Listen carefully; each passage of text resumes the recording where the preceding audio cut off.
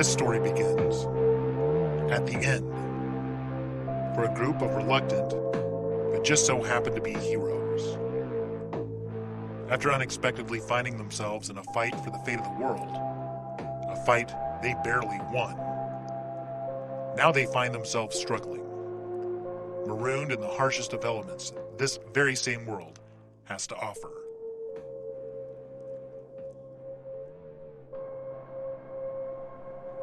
Our heroes are heavily dressed, under many layers, leaving not even a skin cell exposed, or else it would have been sacrificed. But now they're stuck on foot, in the middle of Antarctica, hustling as best they can to find some warmth or catch the all-too-soon setting sun.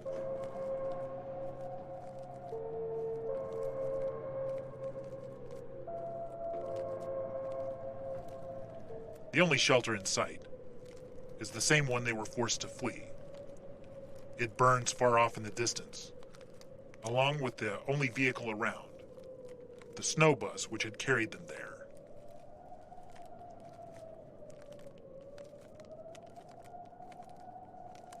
While the group is made mostly of natives, born and raised on the frigid and unforgiving continent, they're still lost. After the fight was won, even they didn't know which way was the best way home, but they knew they'd better get going some way fast.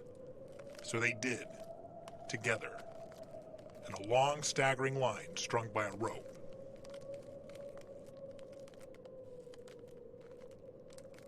At the head of the rope, leading the way, is a fit and strong fellow by the name of McCandle.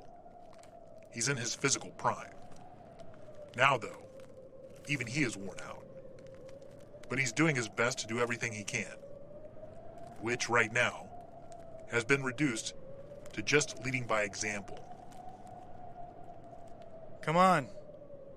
We have a ways. Keep up the pace. We have to keep going. Mac is running on empty, but he can't stop running.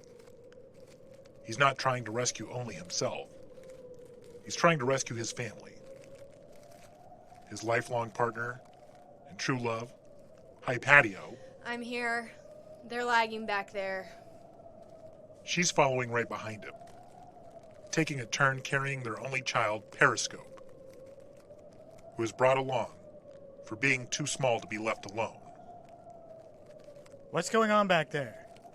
I don't know. I can't see back there. Come on. Let's go. Behind them, tied to the string meant to keep them together, is Jessup, who isn't a native. Jessup is the man from the world who hired the natives to guide him to the spot the unexpected fight happened, after no one else was interested in the job. Jessup was tracking an anomalous signal he received at his lab in Arizona. Now he's way far out of his element, and he's been pushed far beyond anything he's ever experienced.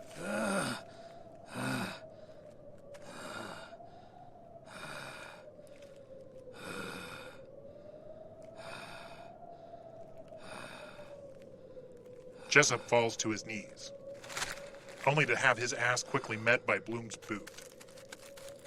Bloom is also a native, and she, along with Zoom, another native, was put behind Jessup in hopes they could keep the chain by holding together its weakest link. Get up and keep going. No one cares you're getting toasty, turd brain. You don't get to quit now. Keep going? Why? What's the use? No one chose this except you. We're way out here because of you. So get up. Get up. Get up. Get up. Get up, Jessup. Get up. Get up. Move it. I can't anymore. I don't want to do this. Hoard your crumbs. And keep Back up going. ahead, at the front of the line, Hypatia had just caught up to McCandle to ask him, How far do you think still? A ways? Mac is saved from answering by a halting tug of the string. He didn't have an answer for her anyway. What's going on now? Did Jessup stop? We gotta keep going. Bloom and Zoom pause from pestering Jessup to ponder about the last in line. How do you think he's doing? They gaze back together, but see nothing in the haze of the blowing snow as the stream grows slack, and suddenly Earl, a burly European filmmaker, emerges, chugging along with his eyes in the viewfinder for a camera attached to his hood. We don't need to worry about him. He's been so busy paying attention to us, he doesn't know how much trouble he's in yet. Their attentions quickly return to Jessup. Just let me die here. Get Let up! me die. Get up, This is Jessup. all your fault. Quit wasting our time. You'd still be Get at up. home if it wasn't for you. Keep moving. You cuddlebot? Stumbling around for a moment, Jessup pulls out a pistol from the depths of his side pocket and points it at Bloom and Zoom. Sorry. Just please stop kicking me. I can't do this anymore. I don't want to freeze to death. Everything is backwards. You lose your mind. It's my biggest fear. Well, if you're scared of freezing to death, you sure came to the wrong place, Einstein. I know I messed up. I got you all in a terrible situation. I didn't mean to, but I'm sorry. I can't do anything about that now, except to try to make things the best I can under the circumstances. Starving and freezing to death, it's a hard way to go. It's torture. We don't have to do it that way. We can make it quick and easy. I should have enough bullets for all of us. Let's just end it now. McCandle and High Patio have come from the front of the line to check on the group. And McCandle spots the gun. Put that gun away, Jessup. My kid's out here with us. Put it away. Oh, the gun is the least of Perry's problems, Mac. It's over. I'm sorry. You know it. I know it. We all know it. Let's just accept it. Hoard your crumbs. After all we've been through, because of you, we can't just die now. Tell me then. What else are we going to do? We're out of options. We're not gonna stop until we get somewhere with warmth and food. That's what. It's what we have to do. Where? Where? Sunset is here. Time's up, it's over. We won, but now it's over. Now we die. Game over. The only way we die is because of you. You're holding us up, egg breath. I think you mean egghead. Soon to be scrambled egghead. Face reality. We can't go on. We won't make it. We have to be responsible and do the right thing. Or what? Or we'll die out here? If you lose, it doesn't really matter how. And we have to keep going, or we'll lose on the only gamble we have left. If we lose, we lose. Does it really matter how? We have to keep going. It's the only play we have. Your terms are your terms.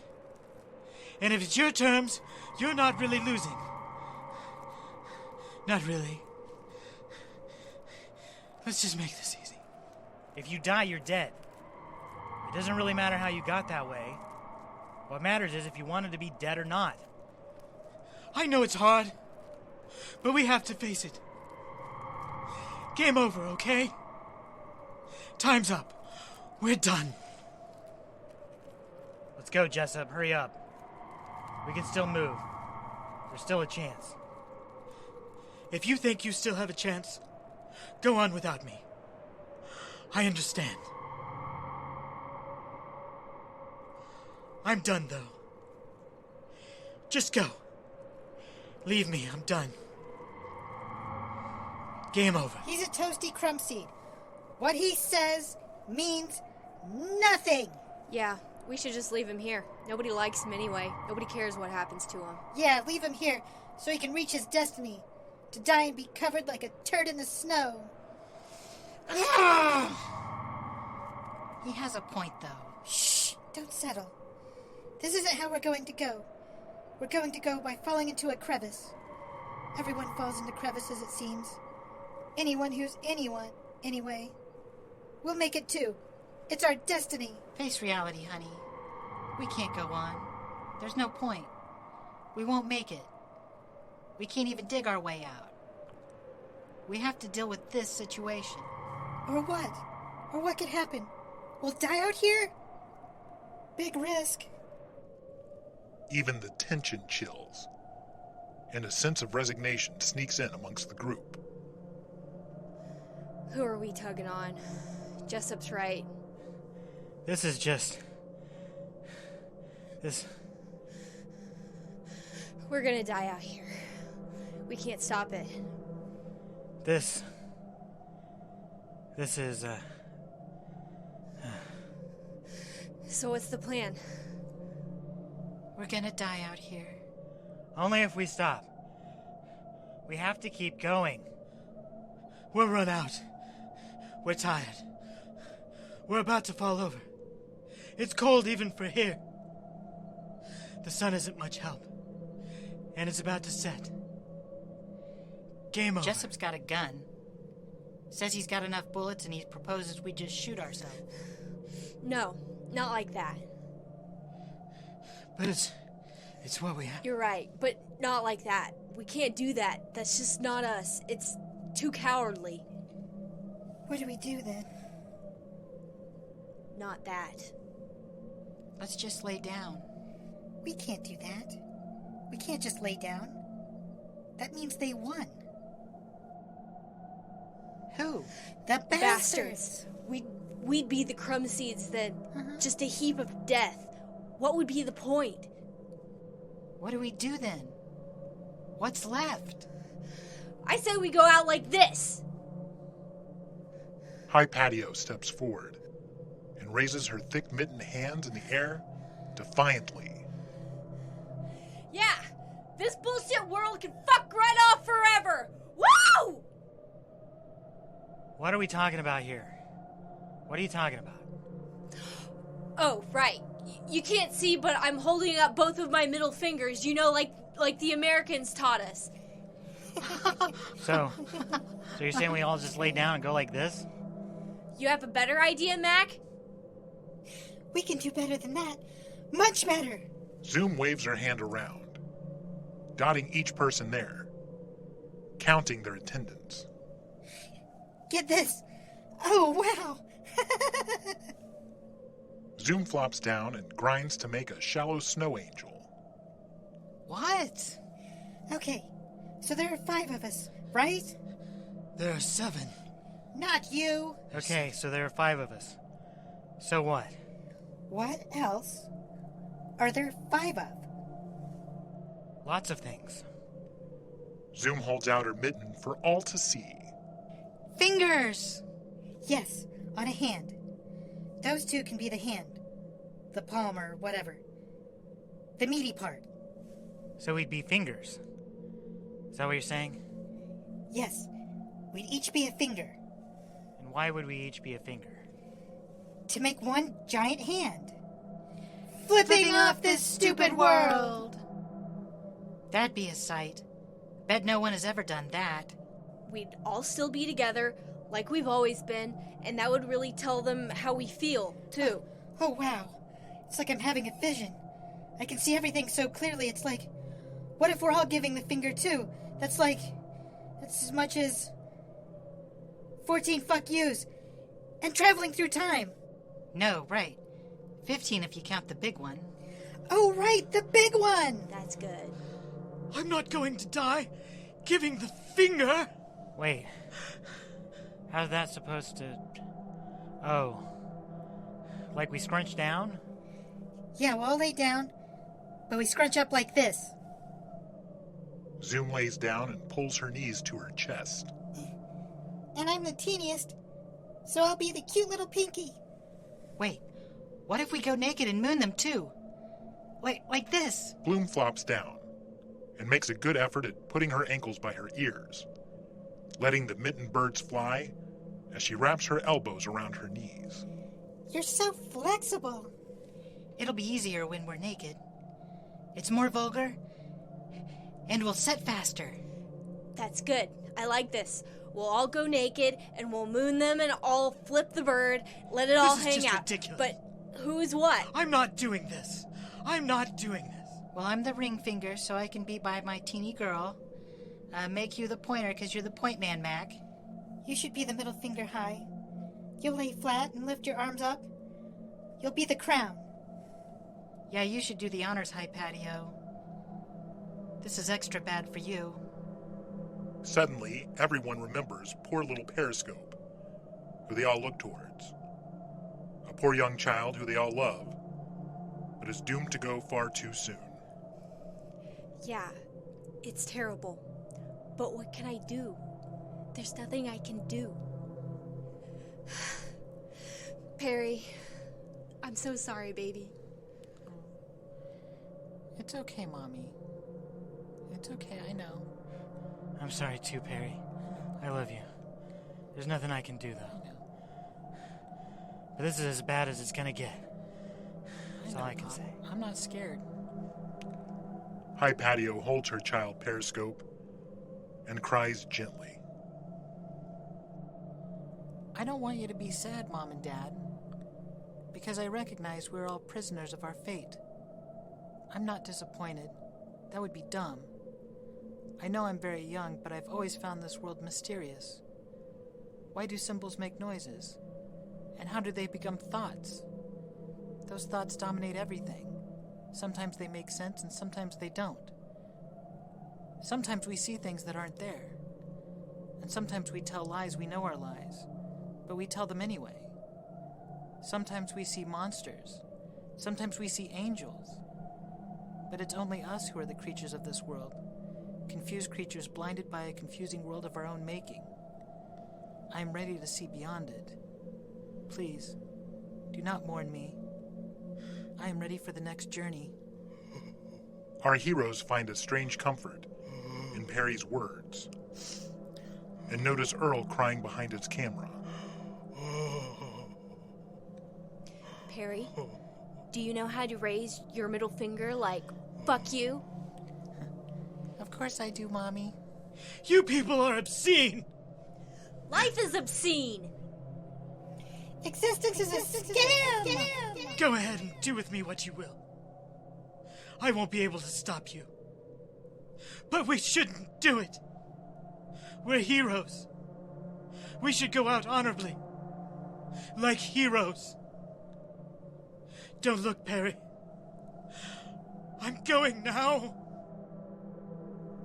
Jessup quickly flips down his hood, grimacing from the rush of the intense cold that hits his face before he shoots himself through the head. The blood splatter briefly visible, a shock of color in the blowing white. Then the blood pools in the snow, below where he flops, and it lets off some steam. We are heroes. We are going out like heroes.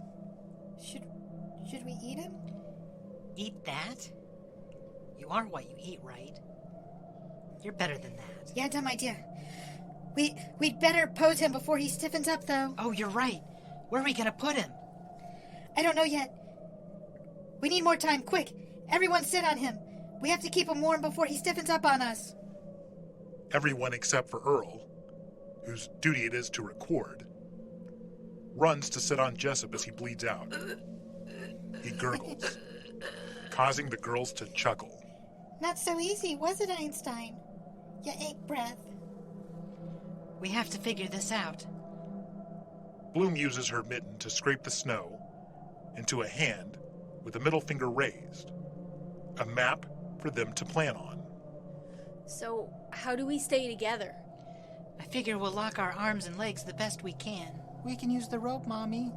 Good idea, Perry. Mac, cut the rope. Yes, dear. Give me your rope, everybody. Give me your rope.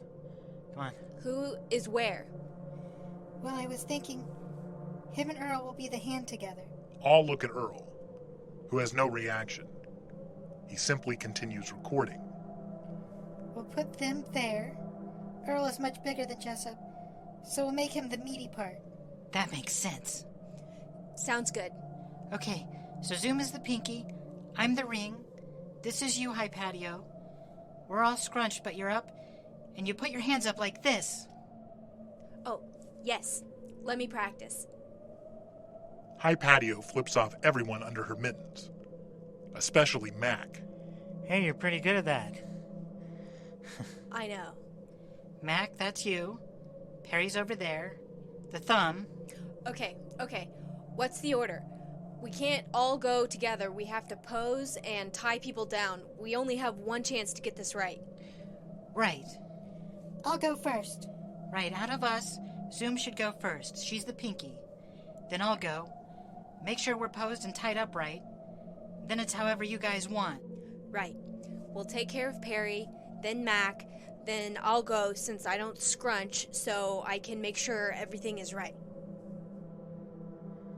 That sounds good to me. But we should pose Jessup first. They get off of Jessup and strip him naked, and they toss him in the snow face down. Then they bend his arms behind his back and hold his hands for his middle fingers to freeze solid. Mac ties Jessup's stiffening arms together behind his back, and then ties Jessup's ankles together to give them another link to attach Bloom and Zoom to. This is going to work. It's going to work great. I should have been an artist. This is great. You're a genius. We're all geniuses. Okay. Looks like it's your turn, Earl.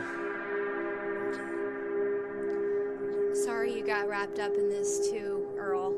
I think I speak for all of us when I say you're our favorite person from the world. And we can leave the camera running too if you want. Thank you. A moment, please. Let me put in new batteries and a fresh disc. Earl refreshes his camera's capacity, and then builds a little mound of snow to best situate it on, to get the best angle. Before I go, I want to tell you how much I appreciate you all. I've always seen life as an adventure, and so I've been on many little adventures. I traveled many places, seen so many things. Never have I met such great heroes as you. Without you, humanity would be doomed. Of course, humanity is still doomed anyway, as it must be, as time demands. Ultimately, everything we do is futile. But what you did today was noble. You did what you could. That's all we can ever do. But it's so much more than most ever try. I know I am nothing more than a curious stranger to you, but that I'm honored to have followed you. My curiosity is what's always driven me. What a strange animal, my fellow beast man. I always wanted to understand them, but there's nothing to understand. Now with this final expression, I join you, and we pass the sum of all our knowledge the best we can from where we stand. Future generations probably won't learn from this. Humanity is still doomed after all, as we know, but we're going to try. And that's what love is. I am humbled and honored with this invitation to join you in eternity in this powerful expression of the futility of mankind, the repulsion of our conscience in the context of our decency. It is bold and true statement of man, which we have saved for a little while longer at least. Thanks, Earl. Thanks, Earl. Thanks, You're a Earl. good guy. Thanks, You're a Earl. good Take guy, this man. journey with Bye, us. Earl. Thanks. Nice traveling. You're a good guy. With his piece said, Earl disrobes. The chubby, hairy bear triumphantly marches to his place and lies where directed as the group interlocks him with Jessup's corpse, and he flexes as he curls his hands into letting the double bird fly his solo. Fuck this stupid world forever!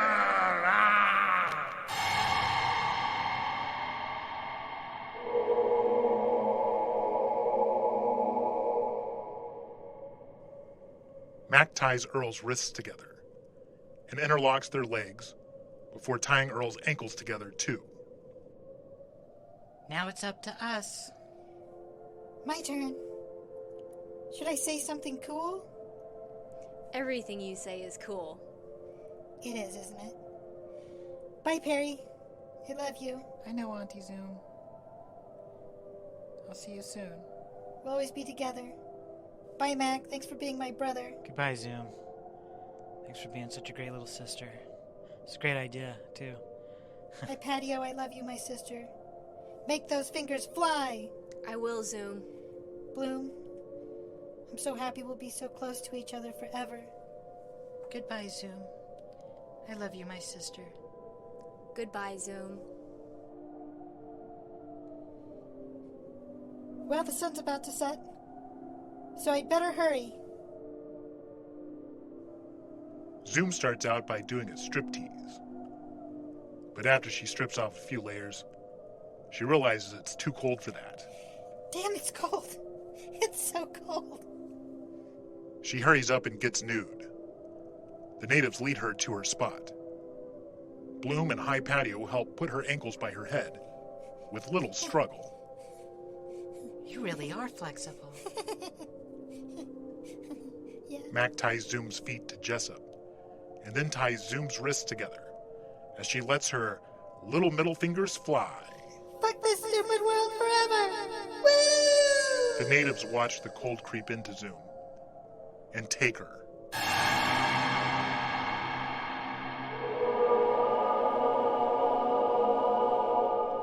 Bye, Zoom.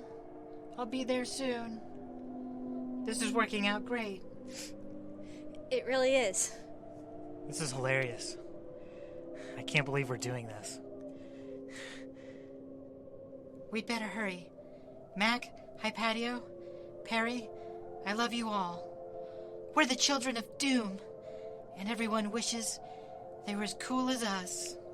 Bloom throws off her clothes and hurries to her spot. High Patio and Perry help fold Bloom's ankles by her ears. But it's harder. There's something in the way. Damn, you got some big old mammies, Bloom. Don't I know it? Hey, some people find nipples offensive, and I'm nipping hard. Pull it between my legs. Like this? Yes, that's perfect. Bloom feels the cold creeping in and stretches out her middle fingers as far as they can go. Fuck this stupid world forever!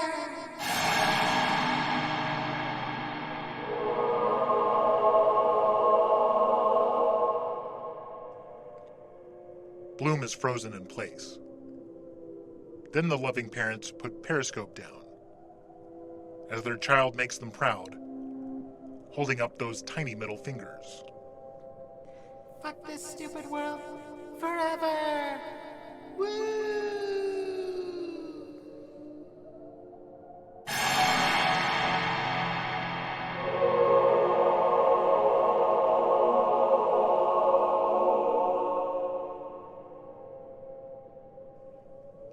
McCandle ties Periscope to Jessup and Earl, and then holds on to High Patio for a moment to honor the loss of their beloved child. Then as High Patio solemnly looks on, McCandle gets back to work tying up the final rigs for their final act, making loops for himself and for High Patio to slide into. I set things up to be easy for you. But you know I'm not very flexible. You're really gonna have to smash me to get my ankles up by my ears. No problem. I thought you'd like that. Just help me get them in this loop around my neck, and it should all work out. Okay, that's good. We have to do this right. We can't let them down. I'm sorry it's all ending. Hi, Patio, my love. I'm sorry too, Mac. At least we saved humanity, right? Yeah, I guess.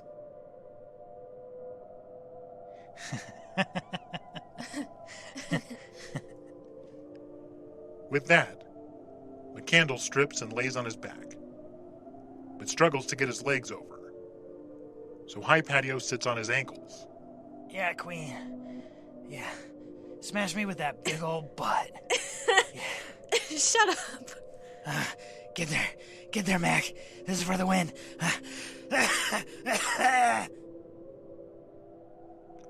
Mac makes it. Hypatia gets his ankles in the loop. His ass and balls are pointed at the sky. He summons the double bird to fly him away from this frozen hellscape. Fuck this stupid world. Forever.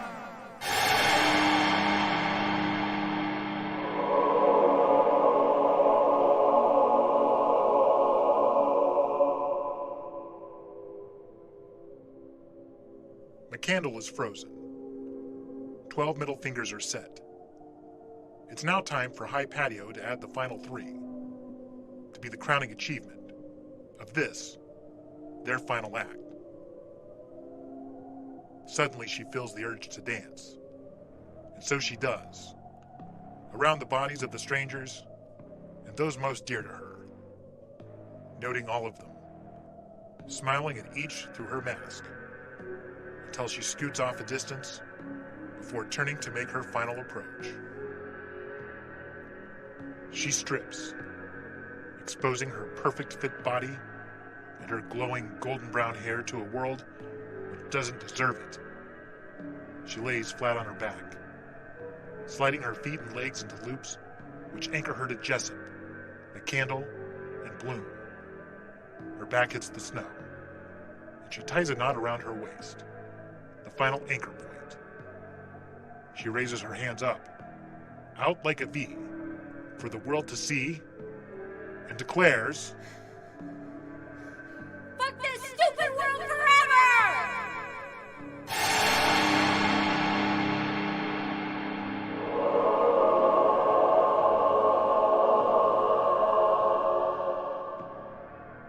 Hypatia ascends, and once more, for the last time, our heroes have won. The 7 who saved the world left the gesture that they intended, their statement to the future, their final act. Working together, they formed a giant hand, flying a giant middle finger, and each and every one of their hands repeating the signal, all of their asses reinforcing it, except for Hypatia's, who rises above the rest, her arms held high and strong, the emphatic emphasis. The darkness arrives. The cold freezes them into place, and they solidify as a perfect frozen relic. Days pass. More snow falls, and new snow covers them. As they slip deeper into time, they also slip deeper into the frost. A distant volcanic eruption spews lava, and from the chaos, they slide deeper down, until an underground avalanche dunks them into an underground cave system, where they bob and twirl, in flowing water well below freezing temperature, for generations and generations. A perfect artifact.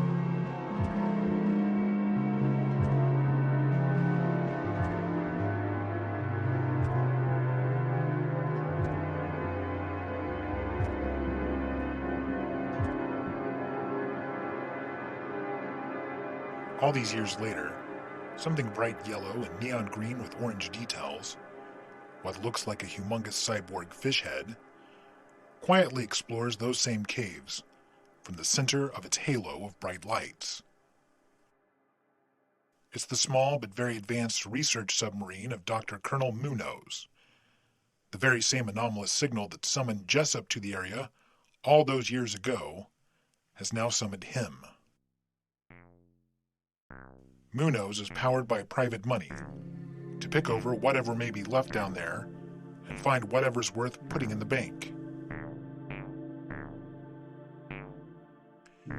You see, even at this late date, internal bickering fueled by misguided greed has kept all of humanity, and there was a whole lot of it, still in just one basket, the Earth. The whole species has stayed in its incubator way too long, and it's overheated. Antarctica is a lot warmer now, and due to forced migration from overcrowding, is weathering a heck of a land rush by refugees from the entire rest of the world, and it's expected to get worse.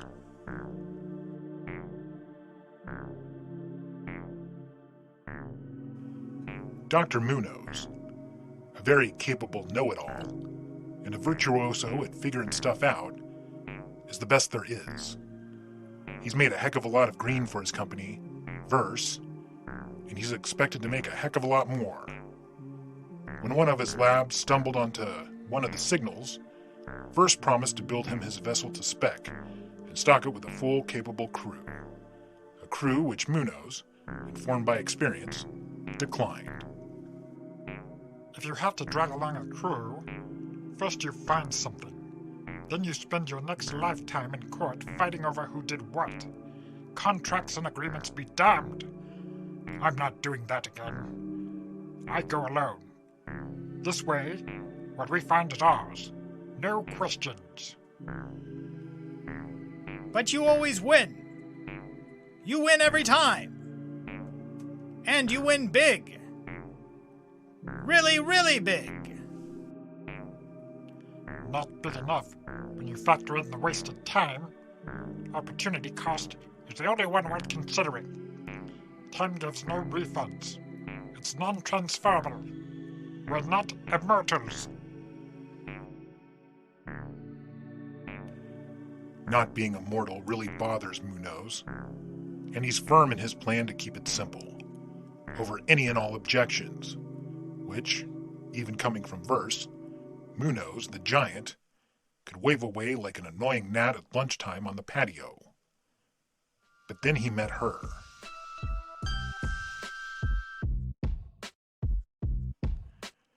She was the rising star at one of the highly profitable for-profit schools set up by Verse, where desperate suckers gleefully leap deep into debt for a piece of paper that might end up helpful in a future con, making them seem useful, maybe landing a good job, a job that pays, which are very hard to find these days.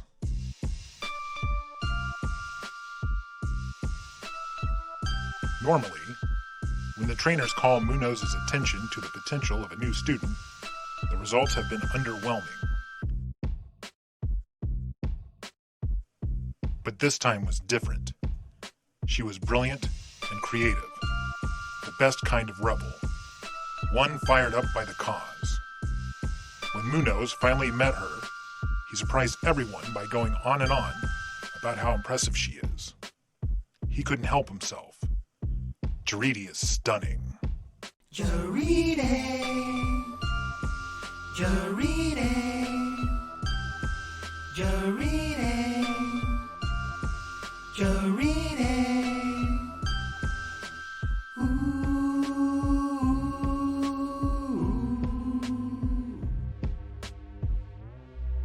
Even with the cutting-edge technology, and even while swimming through frigid waters, the inside of the research sub was stuffy and hot. Too hot for Munoz, but he was willing to suffer. This was science. I forgot how hot it gets down here. I'm not used to having company. I usually travel naked. Jaridi takes a short break from fluffing to fan herself to smile at the comedy of when mentors provide uncomfortable truths. I'm going to take my shirt off. I hope you don't mind. Please feel free to do whatever you need to do to make yourself more comfortable. Dreedy nods, and Munoz slowly takes off his shirt while looking Dreedy deeply in her eyes.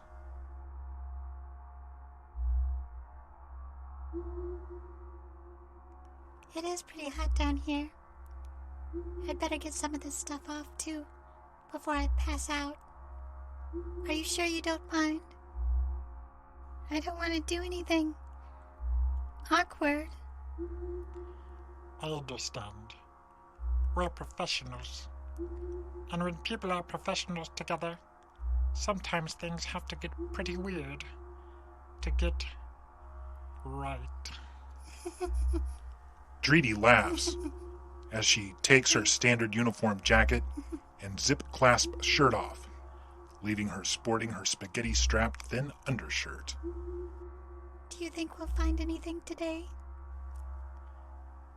Only the fulfillment of our wildest dreams. Would you like some wine? Wine? Of course, it helps the blood flow. Munoz hands her an empty glass and smiles the smile of a kid in a candy store as he pours, the sparkles from the refracting light breaking off the wine and the glasses, tickling Dreedy's delicate features and enchanting him. Beautiful, isn't it? What? Everything. Absolutely everything. Life. The world out there. Munoz points at the window, but what he sees interrupts him. He was going to point back at Dreedy and say, "You," but instead he says, Shit. Shit. What? Shit what? Shit. I forgot something. What? Look over there. You'll find it. Find what? What are you looking for? Just please look over there. Hurry. Dreedy puts down her glass on the first convenient flat surface and uses a little flashlight to look around the dark corners of the cabin as Munoz frantically starts turning dials, using knobs, and pushing buttons. What am I looking for? You'll know it when you see it. What is it? What color is it? Just keep looking, please. What does it look like?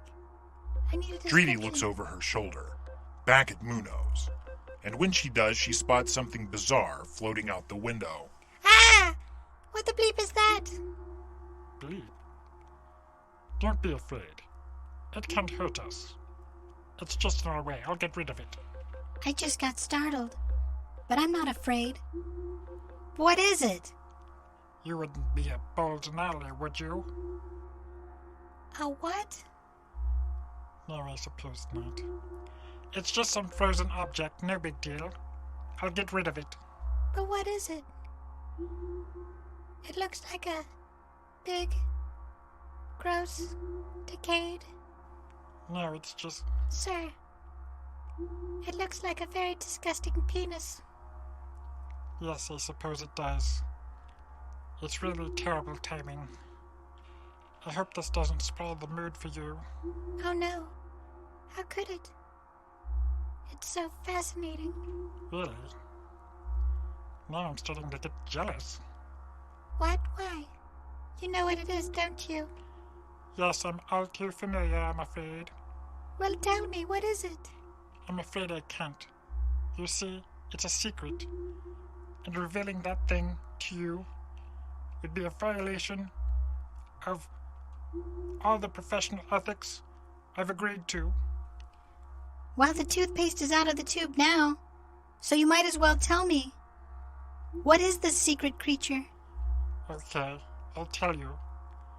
It's extraterrestrial. It's an alien? Shit, I should have lied to you. It's just so damn hot in here. Are you comfortable? That thing is an alien. What are we going to do? I'm going to blow it up. Blow it up? We must preserve it. Preserve it? Why bother?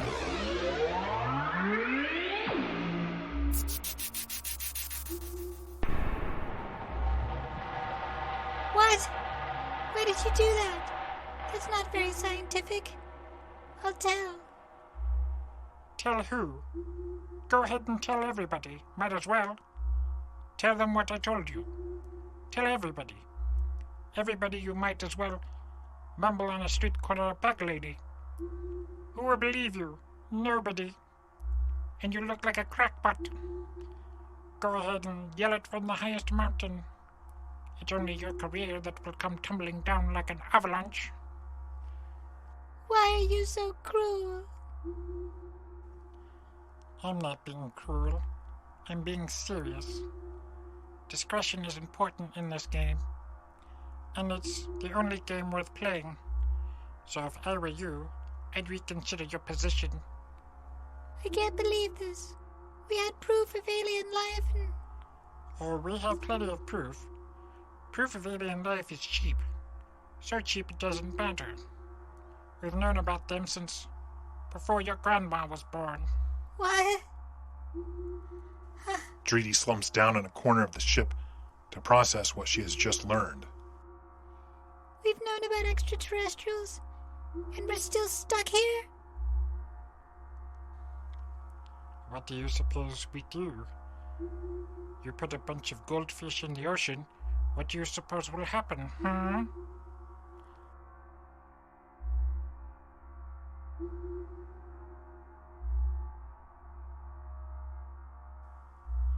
Everything will be fine. We're fine here. Oh, look at these folks. They appear to be ancient. And they have a dog. Look at the little fella. Wait, you don't like dogs? Oh. Dreedy looks out the window, just in time to see Munoza's lasers disintegrate the ancient frozen people and their dog. That had huge archaeological and anthropological significance. And you just destroyed it. How can you do that? So you are a dog person. Are you out of your mind? We just found two things that any scientist would be lucky to find in lifetimes of work. And you just destroyed them as if they were nothing. Why? We could have easily grabbed either one and put them in cargo. We have to stay focused. We can't just fill up cargo with anything we find. We have to find the source of the signal. It could be major. I can't believe this. You're a monster. A monster? Look, if you feel that strongly about it, I won't destroy anything else, okay? Odds are we won't find anything else interesting on the way anyway. What's that?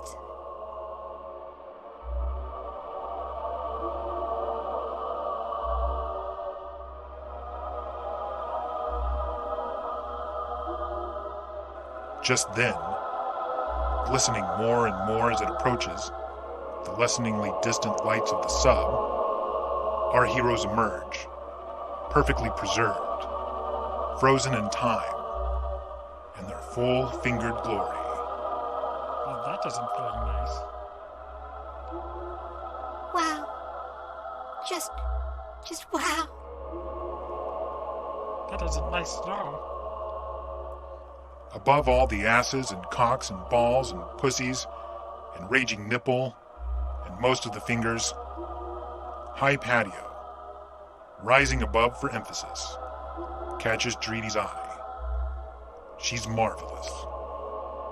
It's a giant middle finger, and it's no accident. It's a big giant fuck you. It's a maximum fuck you. Who are they? Nobody we know. They might be mid-20th, maybe early 21st. What are they? 7 people? They're all doing it. Even the little one. Looks like they froze to death.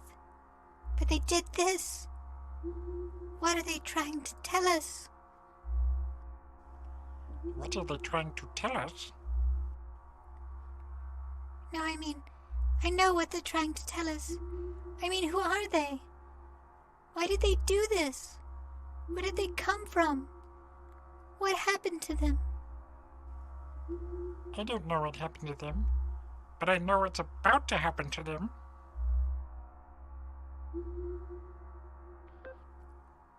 What are you doing? Nothing tells me to fuck off. They can fuck off. Prepare to fuck off, fuckers.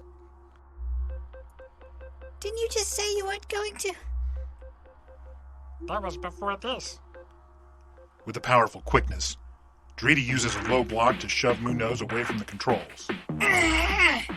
What are you doing? We have to destroy them. No, we don't. We don't even know who they are. It doesn't matter who they are if they're going to be that way about it. Drady assumes a fighting stance. What are you doing? I can't let you destroy them. We have to find out who they are. We must preserve them.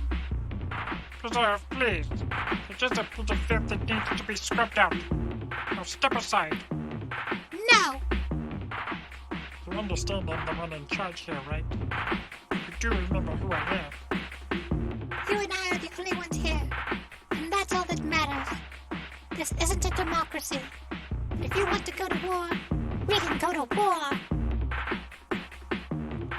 Oh, come on. We can't let that get out. It's too profane. It's so profane, it's morbidly profane. These trolls decided to use their last dying breaths to do something as disgusting as that. I can only imagine how pointless their lives were. They obviously felt they had to do this. But why? Who cares why? Let's just zap them and keep focused on our mission. We have a responsibility to them and to humanity. This is really killing the mood. We have to think about humanity. Humanity? It's time you understand something about what we do. We're not just researchers. We don't just make up humanity. That's what artists and journalists do. What we do is much more profound and demands much more responsibility. We discover the world from seeking it out, sure. But sometimes we must edit. We have a very sacred responsibility to edit. That means making choices. Sometimes that means we must hit delete. I don't agree. And we're not destroying them. Why would you want to delete them? What do you think will happen if that gets out? I don't know. You don't know, but I'll tell you. It won't be anything good, that's for sure. 7 morbid people send that as a message through the centuries of time, and do it so spectacularly. The bastards. But why? Why would they? Don't you want to know? Why would you even bother to ask? These people did something. Something happened to them. That's why they did this. But what? Why? On its surface, it's just amazing. It's an ultimate reflection of humanity upon itself. Certainly. Maybe you can journal about it, next to what I'm sure is some lovely poetry you've written. But the public can't see something like this. Maybe it has something to do with the signal. Maybe it's a lead to something bigger. What it's going to lead to if it ever gets out is apathy because of brain damage on a mass scale for generations to come. Humans are moody beasts. This will be a scar on our culture. That's the only thing such vulgarity can lead to. I won't let you do it. I'm going to do it, and you better not tell anyone that either. Why not? It's believable. A sniveling prick like you. A sniveling prick? Listen to you, it's contagious. That vulgarity has infected you. I'm stopping this right now. No! Don't make yourself disappear. What does that mean? You know what it means. Now get out of the way so I can do my job. Drady balls up her fists, and she assumes a fighting stance, looking harshly, deeply, into Munoz's eyes. Are you threatening me with violent refusal? Dr. Colonel Munoz, I won't let you destroy humanity. Drady launches an attack with all she has, overwhelming Munoz. Causing him to trip, during a strategic retreat. He falls and lands in the back corner of the cabin, where he ends up trapped by an electric cage. Dreedy closes by a control panel she made sure to locate the moment before she accepted the mission. Have you lost all sense, girl? I don't appreciate this at all. Ah! I can't let you destroy them. We have a bigger responsibility than just editing. Doing so is logically incompatible with scientific inquiry.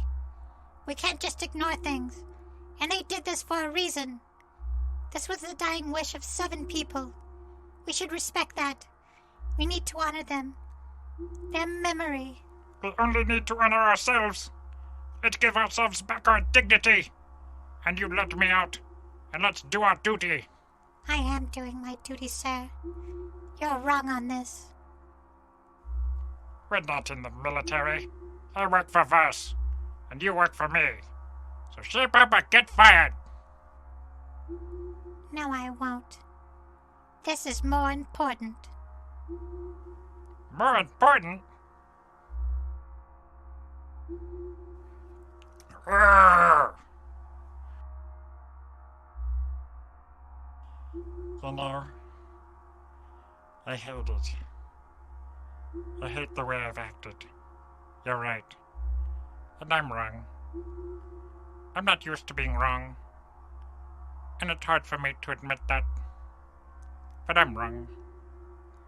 You're right, Dreedy. We have to preserve them. I lost it for a moment. I've been under a lot of stress lately. And that wasn't me.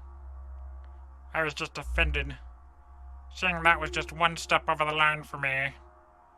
You're right. I was wrong. But I'm better now.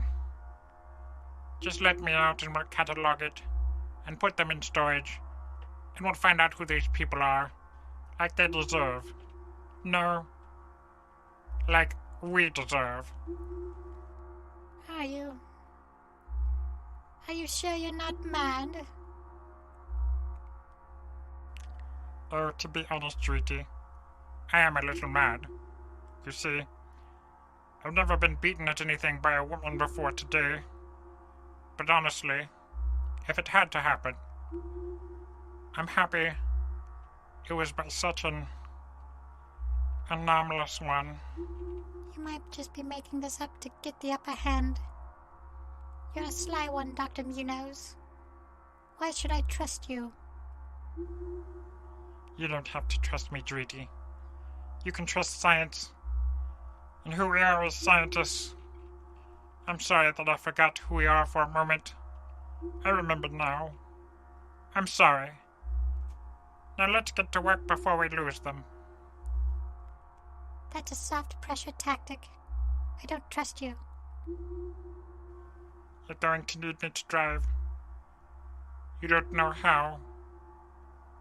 They're going to pass us soon. I do know how to do this. Dreedy works the controls to take several preliminary snapshots of the heroes. It can't be that hard to drive this thing. You can just tell me fine from there. When we're done with this one, and we put them in cargo, I'll let you out. I can't free you now, as that would sacrifice the integrity of this mission. You went crazy. I have to be safe. Yes, I'm sorry, okay? I understand. What do you want to do? Well, we need to get closer to it. Right. Well, use those 2 wheels there to lock it and hit that blue button. I'm not doing that. That's the button for the laser. I'm not a bumbling dumbass like you, Colonel. No, not that one, you're right. That one is the button for the lasers. But that's not the button I meant. I meant the one on the dash, near the wheel. You mean this one? Yes, push that one, and we'll get there. Dreedy studies Munoz, who is being as quiet as he can be. She doesn't know if she can trust him. She looks at the hero's gesture, floating in the cold water. In silence, she memorizes it the best she can. With no other options, she hits the blue button. No! Ah! The laser hits the heroes directly. Briefly they glow, and then shatter into tiny unidentifiable bits, which dissipate and fade as a cloud, dissolved into the ether of the environment, gone forever.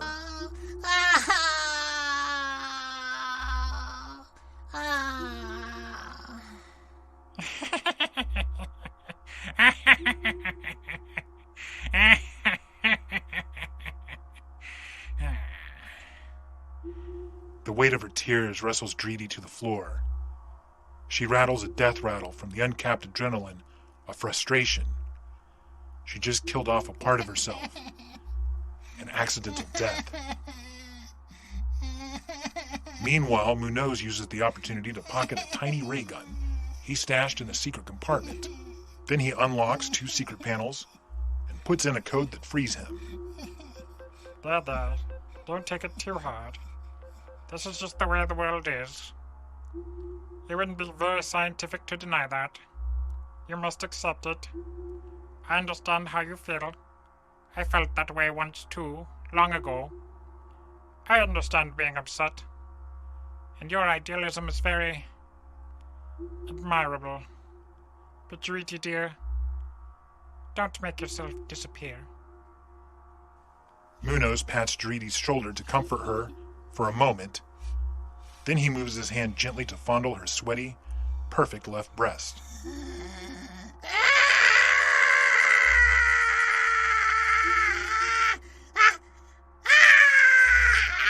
Dreedy rises and comes at Munoz with everything she's got, just before a little green beam sent by Munoz's ray gun makes her whole body glow, burn, and then dissipate into a fine mist. A mist that Munoz can't help but take a good whiff of. You're reading. You're reading. You're reading. You're reading. Ooh.